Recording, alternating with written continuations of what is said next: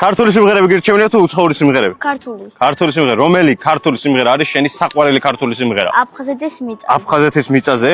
კაი, თუ წაიმღერებ ახლა აფხაზეთის მიწაზე, მოგცემ აი ულამაზეს ქექეს. წაიმღერებ? წაიმღერებ, მიდი. აფხაზეთის მიწაზე გულის გერა ქრებოდა, შიგრძნობა არ ქონია ქართველს.